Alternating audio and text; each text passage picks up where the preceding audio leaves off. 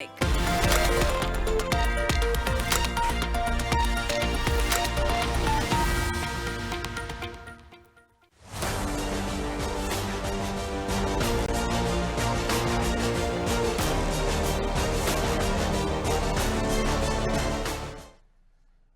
मैं हूं आपके साथ अभिषेक। आप देख रहे हैं छत्तीसगढ़ बात। हमारे साथ आज एक बार फिर से बात होगी धर्मांतरण और इसके पीछे की सियासत पर। ईसाई मिशनरियों सहित तमाम ईसाई संगठनों ने दुनिया भर में अनेक क्षेत्रों में सांस्कृतिक विविधता को एक तरह से खत्म किया है। कई स्थानीय आदिवासी समुदायों की परंपरा और संस्कृति को मिशनरीज और ईसाई संगठनों ने भयानक आघात पहुंचाया है। सेवा के नाम पर, इलाज देने के नाम पर, आर्थिक सहायता के नाम पर चमत्कार दिखाकर और अलग अलग तरीकों से बोले वाले लोगों का धर्मांतरण कर दिया जाता है। धर्मांतरण करने वाले विशेष रूप से आदिवासी और गरीब तबके से आने वाले लोग होते हैं, पिछड़े इलाकों के, जिससे छत्तीसगढ़ में अब कहीं न कहीं असंतोष पनप रहा है। बालोद जिले में भी जो है सभा का आयोजन हुआ। कहा जा रहा है कि सभा के आड़ में धर्मांतरण करने का आरोप हिंदू संगठनों ने लगाया है। 8 लोगों के खिलाफ एफआईआर भी दर्ज हुई है। बता दें कि छत्तीसगढ़ में सरकार भले ही बदल गई हो, लेकिन धर्मांतरण का ये मामला अभी भी चल रहा है। पूरे राज्य में धर्मांतरण का एक तरह से कह सकते हैं कि अलग अलग जगह पर घटनाएं देखने को मिल रही है। कई क्षेत्रों में टकराव भी बढ़ गया है। इधर धर्मांतरण पर सियासत भी बदस्तूर जारी है। पीसीसी चीफ दीपक बैज ने कहा कि भाजपा कांग्रेस सरकार में धर्मांतरण का आरोप लगाती रहती थी, जबकि बीजेपी सरकार में भी धर्मांतरण हो रहा है, ज्यादा हो रहा है। वैसे में सवाल यह है कि धर्मांतरण पर क्या सिर्फ राजनीति ही होती रहेगी या फिर इस पर कभी रोक भी लग पाएगी? इसी पर चर्चा करेंगे। उससे पहले बयानों पर एक नजर। सरकार की विफलता है। सरकार तो कांग्रेस के ऊपर आरोप लगा रही थी। आज आपकी सरकार में कितनी घटनाएं घट रही है, रोक क्यों नहीं रहे हैं? सिर्फ एक वोटों की ध्रुवीकरण करने के लिए, राजनीति करने के लिए ये सरकार इस तरह के हथकंडे अपना रही है। मुझे लगता है कि ये सरकार का एक प्री प्लानिंग है ताकि मुद्दों से इसको भटकाया जा सके। धर्मांतरण के विषयों पर समाज में बड़ा विभेद हो जाता है और इसका दंश सर्वाधिक बस्तर और सरगुजा क्षेत्र ने झेला भी है। धर्मांतरण में व्यक्ति अंदर से बदलता है और खड़े खड़े ही पराया सारे समाज के लिए हो जाता है, और इसलिए प्रलोभन देकर, धमकी करके, किसी तरीके से बहला फुसलाकर धर्मांतरण की प्रक्रिया को समाप्त होनी चाहिए। छत्तीसगढ़ में 1968 का धर्म स्वातंत्र अधिनियम लागू है। नए एक्ट की तैयारी हो गई है और आगामी विधानसभा सत्र में नया एक्ट लेकर के आएंगे। उसके बाद मैं सोचता हूं कि पुलिस पर कानूनी प्रावधान भी होंगे, पुलिस के पास कार्यवाहियों के लिए, और इन सब बातों में अंकुश भी काफी हद तक लग पाएगा। तो समस्या क्या है? क्या कानून बेहतर नहीं है, ये एक अड़चन है, या फिर ये जो आरोप है ये सिर्फ राजनीति के तर ही घूमते रहते हैं? खैर, इसी पर बातचीत करेंगे। डॉक्टर गंधर्व पांडे हमारे साथ है बीजेपी से, श्रुति शुक्ला कांग्रेस से, और कुछ देर में मनीष वोरा भी हमारे साथ जुड़ेंगे।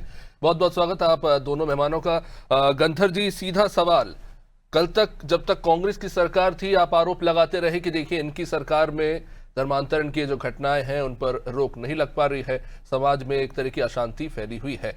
अब यही बात कांग्रेस कह रही है कि आप हम पर कीचड़ उछालते रहे, लेकिन मौजूदा बीजेपी सरकार में भी ऐसे ही हालात। दीपक बैज जी तो सीधे कह रहे हैं दरअसल ये मामला और कुछ नहीं, बस मुद्दों से भटकाने का है। देखिए, सर्वप्रथम सभी को मेरा नमस्कार। श्रुति शुक्ला जी को, आपको, आपके सभी दर्शकों। जिस प्रकार का गंभीर विषय ये है धर्मांतरण का, इसको लेकर के मैं स्पष्ट करना चाहूंगा कि ये बहुत पहले से एक मिशन मोड में इस चीज को चलाया जा रहा है, और इसके खिलाफ लगातार जो जागरूक संगठन हैं वो अपनी लड़ाई लड़ रहे हैं, और निश्चित तौर पे भाजपा और भाजपा के कार्यकर्ता उन सभी जागरूक संगठनों के साथ कंधे से कंधा मिला करके उस धर्मांतरण करने वाले लोगों के खिलाफ लड़ाई लड़ रहे हैं। अभी आदरणीय विजय शर्मा जी ने बताया, पूर्व में भी इस विषय पर हमने काफी चर्चा की है कि 1968 का एक्ट लागू है।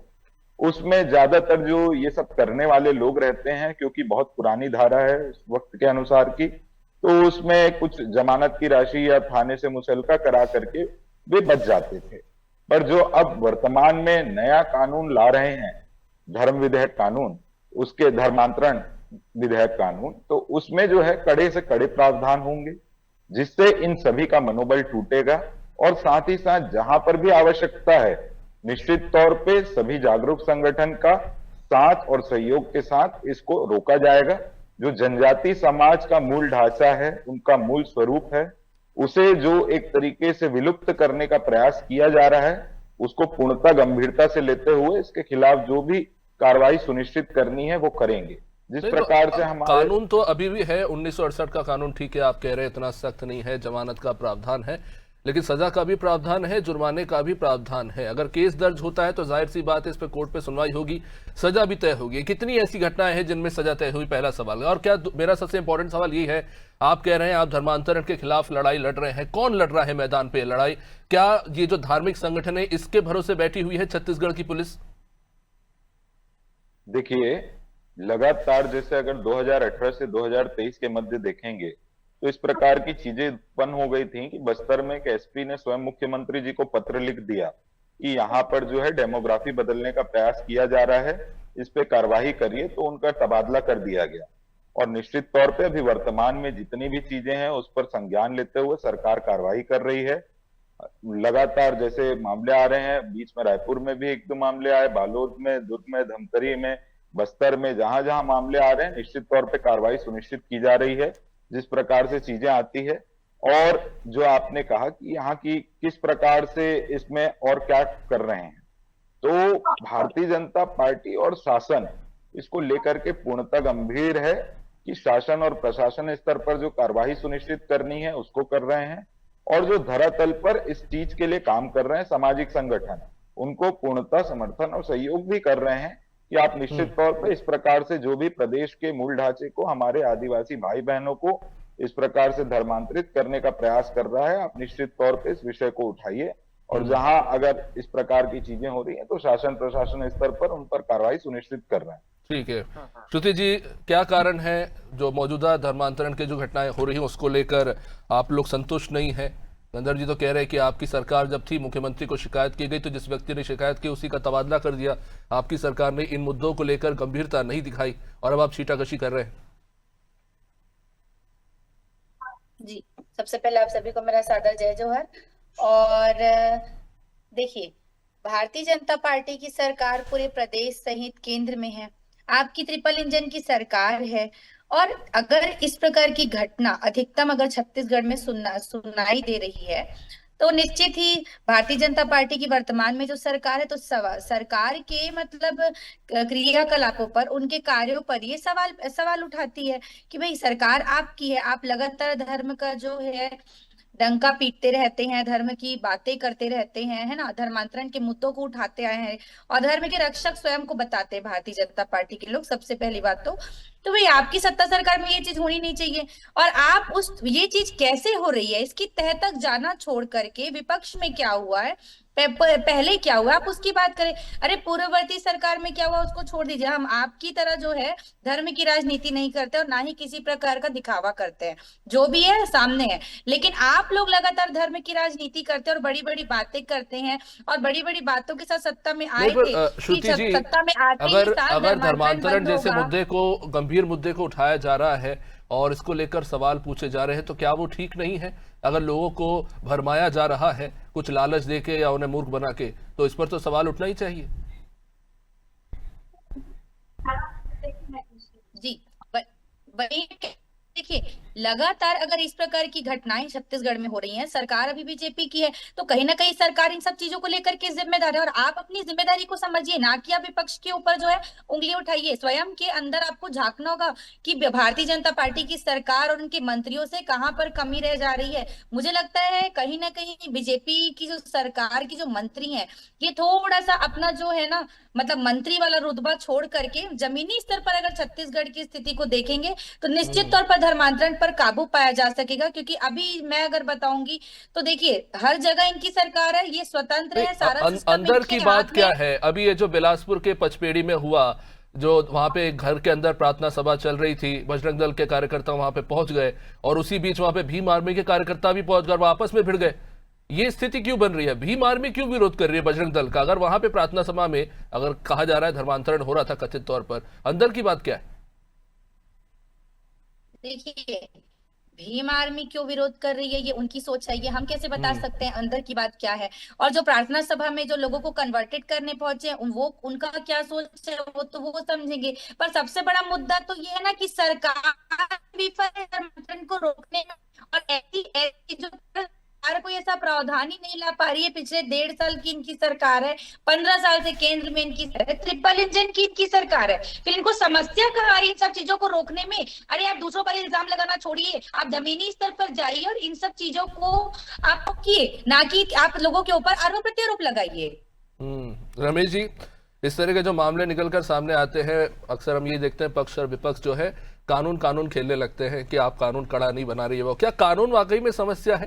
क्योंकि मुझे याद आ रहा है कि हाल ही में एक ऐसे ही धर्मांतरण के मुद्दे में इलाहाबाद हाई कोर्ट ने मौखिक एक टिप्पणी की थी और कहा था कि इस तरह से बड़ी संख्या में धर्मांतरण किया जा रहा है, इससे कहीं ना कहीं जो बहुसंख्यक लोग हैं उन पर एक खतरा मंडरा रहा है और इस पर सरकार, जो प्रशासन है, पुलिस प्रशासन है, इस तरह के प्रचार प्रसार पर रोक लगानी चाहिए। अब हाईकोर्ट ने तो साफ टिप्पणी कर दी, लेकिन मेरा यह सवाल है कि पुलिस आखिर कैसे तय करे कि कौन सा धार्मिक प्रचार है और कौन सा धार्मिक परिवर्तन? देखिए अभिषेक जी, वाकई में ये बहुत एक जटिल मुद्दा है और भारत जैसे देश के लिए बहुत बड़ा खतरा मंडरा रहा है। डेमोग्राफी का चेंज होना, मतांतरण लगातार जारी रहना, मतांतरण पर रोक न लगना और रोक लगने पर कानूनी अड़चने सामने आ जाना, ये बहुत सारी दुविधाएं हैं जो इस चीजों को बहुत ही क्रिटिकल बनाती है।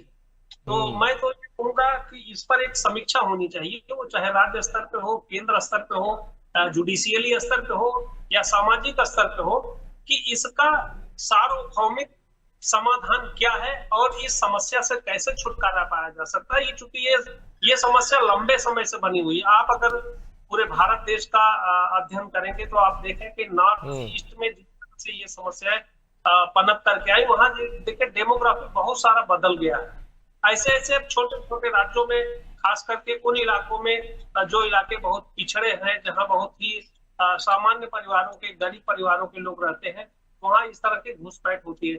छत्तीसगढ़ की बात करें तो छत्तीसगढ़ में आप जसपुर जिले को देखिए, तो जसपुर जिले की पूरी डेमोग्राफी बदल चुकी है। वहां एक सबसे बड़ा चर्च बन चुका है और आए दिन इस तरह की घटनाएं होती रहती हैं। प्रार्थना सभा हो रही है, धर्मांतरण हो रहा है, मतांतरण हो रहा है।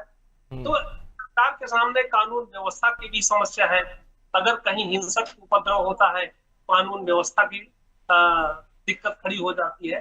तो एक सार्वभौमिक समाधान के लिए इस पर समीक्षा ही किया जाना बहुत आवश्यक। पुलिस के तो यहाँ हाथ पांव फूल जा रहे हैं, दो भीड़ आपस में टकरा जाती है, पुलिस वहां क्या कार्रवाई करे या लोगों को शांत कराए? खैर रमेश जी, मैं इस पे आना चाहूंगा कि कुछ विशेषज्ञ ये कहते हैं, जब उत्तर प्रदेश में ये धार्मिक कानून लाया गया था तब कहा गया कि देखिए जबरन धर्म परिवर्तन पहले बहुत पुराने समय में हुआ करता था, लोग अपनी ताकत का जोर दिखाते थे और अपने जोर के दम पे अपने धर्म को आगे बढ़ाने के लिए जबरन परिवर्तन करते थे। अब जो धर्म परिवर्तन हो रहे हैं वो लोभ लालच में, पैसों के लिए या फिर स्वास्थ्य सेवाओं के लिए या फिर ऐसे पिछड़े समाज के लोग जिनका अपमान किया जाता है अपर क्लास कास्ट के द्वारा, उनसे अपमानित महसूस करके वो अपना धर्म बदल लेते हैं, ये एक्सपर्ट्स का कहना है। अब एग्जाम्पल के लिए अगर बिलासपुर के पचपेड़ी की ही इस घटना को हम देख लें तो अब से 17 अगस्त संडे को पिछले महीने भी ऐसी एक घटना हुई जहां धार्मिक सभा के अंदर लोग घुस गए। इस बार भी यही हुआ कि वहां पे कुछ हिंदू संगठन वाले पहुंच गए, लेकिन भीम आर्मी उनके खिलाफ लड़ रही है। ऐसा क्या हो रहा है? भीम आर्मी क्यों? अगर धर्म परिवर्तन का इश्यू है तो भीम आर्मी को तो साथ आना चाहिए बजरंग दल के। ये क्या स्थिति हो रही है? अभिषेक जी, इस बात को समझने की कोशिश करिए। जो कहना नहीं चाहता था उसको मैं खुल के कह देना चाहता हूँ। आप आज की बात नहीं है, आप सदियों पुरानी, जब भी देश पर, किसी दूसरे देश पर किसी भी लोगों के हमले होते रहे, कब्जे होते रहे, तो उसके पीछे पहला उद्देश्य होता था, पहला अभियान होता था धर्मांतरण का, धार्मिक अभियान चलाने का। चाहे मुगल शासन का रहा हो, अंग्रेजी शासन का रहा हो, बहुत सारे इस तरह के उदाहरण पड़े हुए हैं कि जो धर्मांतरण के माध्यम से उस पूरे देश पर कब्जा करना चाहते थे। आज के अखबारों में सुर्खियां हैं उत्तर प्रदेश के छांगुर बाबा की घटना का। छांगुर बाबा 2047 तक पूरे भारत को इस्लामिक कंट्री के रूप में परिवर्तन करने का टारगेट बना रखा था, ऐसा मैंने आज अखबारों में पढ़ा। तो आप देखिए ये किस तरह की एक भावना क्या है, सामने क्या है धर्मांतरण। धर्मांतरण के पीछे सबसे पहला टारगेट, पहली बात ये आ जाती है कि कोई भी किसी धर्म में जा सकता है, उसकी धार्मिक स्वतंत्रता है। लेकिन उसके पीछे क्या आ जाता है, इस विषय को, इस बिंदु को टूल्स बना करके लोग जबरिया दूसरे धर्म में धर्मांतरित करते हैं, फिर उस पे अपना नियम फॉलो करने लगते हैं, फिर उसको अपना नियम फॉलो कराने लगते हैं। ऐसी बहुत सारी समस्याएं होती है, जिसके पीछे कहीं ना कहीं मंशा ये होती है कि वहां पर अपना आधिपत्य जमाना, जो आधिपत्य जमाने वाली मंशा है, यही खतरनाक है। इसी बिंदु पर समाधान ढूंढने की जरूरत है। जी निश्चित रूप से गंधर्व जी, देखिए समाज की सरकार की और पुलिस प्रशासन की पहली प्राथमिकता यही होती है कि जो भी इलाका है वहां पर शांति व्यवस्था बनी रहनी चाहिए। लेकिन ऐसी भी अक्सर हमने घटनाएं देखी हैं, जहां पर अभी दुर्ग में ही हुआ था कि प्रार्थना सभा चल रही थी, वहां पर बहुत हो हल्ला मचा, बाद में पता चला कि वो मामला ही पूरा फिजूल था। और इसी तरह की घटना हमने हाल में देखी जब 2 नन को गिरफ्तार किया गया कि वो उनको ले आ रहे थे धर्म परिवर्तन कराने, बाद में पता चला कि वो लड़कियां पहले से ही धर्मांतरित हैं। और दूसरी बात है कि उन लड़कियों ने आरोप लगाया था कि हिंदू संगठन की महिला उन पर दबाव बना रही थी नन्स के खिलाफ गवाही देने के लिए। अब जब ऐसे हालात बनेंगे तो कहीं ना कहीं शक की सुई तो घूमेगी ना आपकी पुलिस प्रशासन की तरफ कि क्या एक पक्षीय कार्रवाई हो रही है या हिला हवाली हो रही है कार्रवाई के नाम पे। देखिए, जिस प्रकार की चीजें सामने आती हैं और जो तथ्य वहां पर रहते हैं उसके अनुसार पुलिस प्रशासन अपने अनुसार कार्रवाई करती है। अब आप अगर इतिहास की और सभी चीजों की बात कर रहे हैं तो वर्तमान की दुर्ग की जो बात है, आज जो मचांदूर में वहां पर देखा गया कि आर्मी के जवान के साथ इस प्रकार की घटना हुई कि उसके परिवार से झंडा हटवा दिया गया। आज वहां युवा मोर्चा के प्रदेश अध्यक्ष आदरणीय गृह मंत्री जी ने खुद भगवा झंडा लेकर के भेजा है। वहां पर सारे युवा मोर्चा के कार्यकर्ता बैठ करके बजरंगबली के हनुमान चालीसा का पाठ कर रहे हैं। एक आप मुझे इतिहास से ऐसा उदाहरण दिखा दीजिए जिसमें कोई भी कांग्रेस का आदमी खुले तौर पे जमीन में उतर करके धर्मांतरण के विरोध में बोलता हो। एक आप ऐसा कोई व्यक्ति या सांसद दिखा दीजिए जो धर्मांतरण करने वाले लोगों के खिलाफ कांग्रेस पार्टी का बोलता हो। क्यों नहीं बोलते? छत्तीसगढ़ में एक विधायक जब चुनाव जीतती हैं तो वो जा करके एक चंगाई सभा में बोलती है, वो आपका आशीर्वाद था, वो जो बहुत वायरल है, कौन से बाबा थे पंजाब के, उनको उनके चंगाई सभा में आपके आशीर्वाद से मैं पापा जीत गई, इस टाइप का। तो ये सारी चीजें छत्तीसगढ़ की जनता देख रही है, समझ रही है। उसके साथ साथ जो हमें करना है, जो सारी चीजें और जो जानकारी आती है उसके आधार पर जो कार्रवाई सुनिश्चित करना है शासन प्रशासन स्तर पर, उसको भी सुनिश्चित कर रहे हैं। और जमीन पर जो लड़ाई लड़नी है, गंधर्व जी, मैं इस पे आता हूं जो आज लड़ रही है। विजय शर्मा जी ने जो बात कही कि एक व्यक्ति जब अपना धर्म बदलता है तो अपने ही समाज के लिए, अपनों ही लोगों के लिए वो दुश्मन बन जाता है। और क्योंकि आप और हम सब ये मानते हैं कि जिसका धर्म परिवर्तन होता है वो विक्टिम है, तो ऐसे विक्टिम को उसी के समाज से, उसी के परिवार से आप कैसे बचाएंगे? देखिए, जो व्यक्ति धर्म परिवर्तित करता है, अब जैसे एक उदाहरण के लिए किसी आदिवासी वर्ग का एक व्यक्ति अगर धर्म या मत परिवर्तित करता है तो अब वो हिंदू रीति रिवाज के अनुसार उसमें जो अर्थी को हम जाते हैं, उसको शमशान घाट में उसको अग्निदाहन देते हैं, वो सारी चीजें नहीं कर सकता। अब वो उसको दफनाने की मांग करेगा तो वहां पर जो गांव है, जिस जगह है, तो उसको वहां पर जो लोग हैं वो उसको स्वीकार करें, ये चीज की बाध्यता आ जाती है। जब गांव में वो चीजें स्वीकार्य नहीं होती तो शासन प्रशासन स्तर पर उन चीजों को कराया जाना पड़ता है। अब इसके साथ ही साथ अब वो व्यक्ति के परिवर्तित होने के पीछे कई बार ऐसा देखा गया है कि या तो कोई स्वास्थ्य में कोई जादूगर या कोई कहाँ का पानी पिला दिए तो उससे ठीक हो गए, इस प्रकार की चीजों को बोला जाता है। या उन्हें पैसों का प्रलोभन या उन्हें व्यापार का प्रलोभन, इस प्रकार की चीजों को देकर के उनका मत परिवर्तित कराया जाता है। तो निश्चित तौर पे जुर्म है और इसमें जो शासन प्रशासन स्तर पर कार्रवाई करनी है वो कर रहे हैं। और भारतीय जनता पार्टी के हमारे पूर्व स्वर्गीय नेता आदरणीय दिलीप सिंह जुदेव जी ने पूरे प्रदेश में, पूरे देश में घर वापसी अभियान के तहत ऐसे सभी लोग जो मतांतरित हुए हैं किसी लालच में, किसी दबाव में, उन सभी का पैर धो करके धर्म वापसी अभियान चलाया है, जो आज भी जारी है निरंतर। जशपुर की बात है, उसी क्षेत्र की बात है जहां पर 1962 से 65 के मध्य में एशिया का सेकंड लार्जेस्ट चर्च किसके शासनकाल में बन गया, जिसका आज अभी उदाहरण दे रहे थे आदरणीय रमेश पांडे जी। तो निश्चित तौर पे भारतीय जनता पार्टी इन सभी चीजों को लेकर के ग्राउंड में भी लड़ रही है और सामने भी लड़ रही है और मुखरता से लड़ रही है। ठीक, रमेश जी, संविधान सभा में भी इसको लेकर चर्चा हुई थी कि अनुच्छेद 25 में प्रचार शब्द को जोड़ा जाए कि नहीं।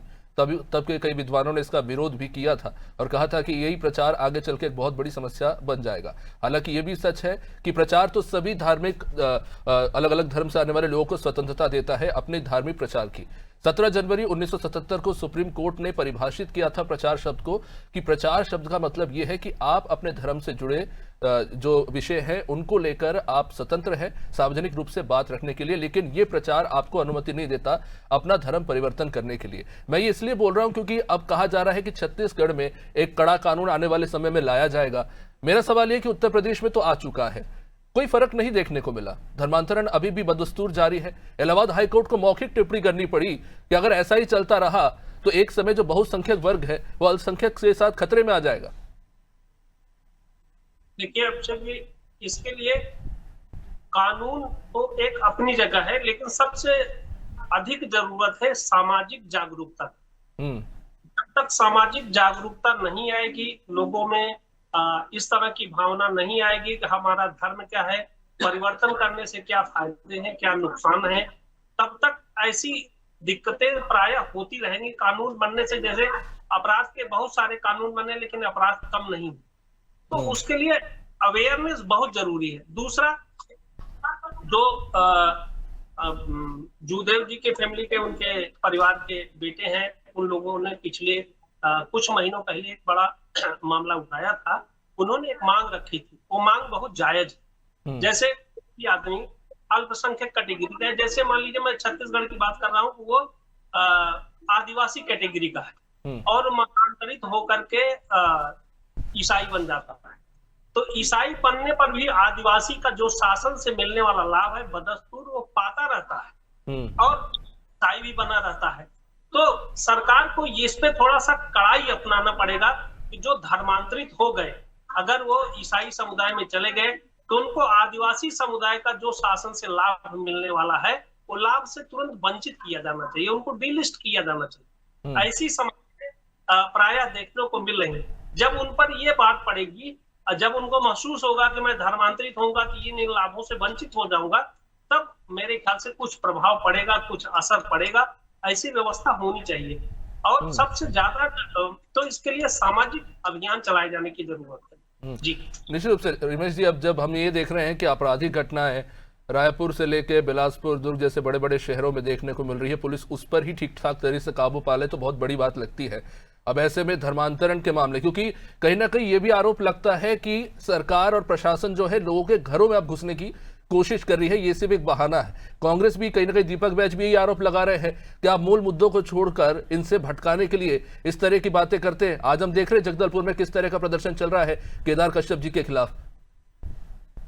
देखिए, मैं तो ये कहूंगा, मैं कई बार इस बात को कर चुका हूँ कि किसी विषय को, जैसे मान लीजिए मैं छोटा सा उदाहरण मानता हूँ केदार कश्यप का ही विषय, तो इस मामले को बहुत सहजता से सकारात्मक तरीके से विपक्ष मुद्दे को उठा सकता है, लेकिन विपक्ष का मतलब क्या है? अराजकता फैलाना, विषय को अराजक बना देना। भाई किसी के दरवाजे पे बैठ करके प्रदर्शन करना, सड़क जाम कर देना, सड़क पर उतर के प्रदर्शन करना, ये क्या दर्शाता है? कितना बड़ा क्रिटिकल इशू है, इतना बड़ा मामला नहीं है जितना बड़ा आप बनाने की कोशिश कर रहे हो। अगर कुछ है भी तो उसके तमाम जायज तरीके से और लोकतांत्रिक तरीके से उस बात को आप प्रदर्शित कर सकते हो, जिससे किसी को नुकसान भी ना हो, अराजकता भी ना फैले। लेकिन वैसी मंशा नहीं है, मंशा है अराजकता फैलाने की, इसलिए ऐसा किया जाता है। ठीक है, जल्दी से जवाब दीजिए गंधर जी, क्योंकि आपकी पार्टी से जुड़ा मुद्दा है। देखिए, जैसे डिलिस्टिंग की बात इन्होंने की, तो डिलिस्टिंग के निश्चित तौर पे हम भी पक्ष में हैं। पूर्व में भी इस मांग को लेकर के कई आंदोलन हुआ, सर्व आदिवासी समाज के लोगों ने भी किया है।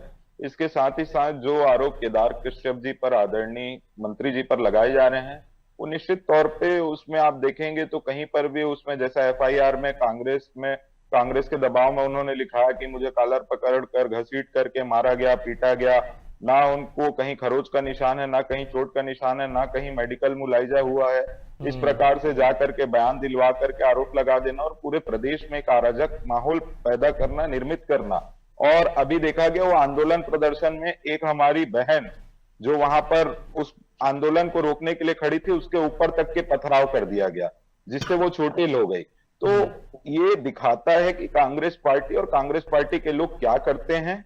इस प्रकार की चीजें जनता को समझ में आती है, देखना होगा इसमें क्या कार्रवाई होती है। बहुत बहुत शुक्रिया इस चर्चा को यहीं पे विराम देना होगा। बहुत बहुत शुक्रिया आप सभी का इस चर्चा में जुड़ने के लिए। तो धर्मांतरण को लेकर लगातार सवाल उठते रहते हैं, अक्सर कड़े कानून की मांग भी होती है और विपक्ष पक्ष लगातार इस तरह की बातें करते हैं, लेकिन देखना होगा क्या कानून बनने के बाद भी स्थिति में कोई सुधार होगा। पुलिस प्रशासन के लिए भी एक बड़ी चुनौती। देखते रहिए अनादि टीवी। नमस्कार।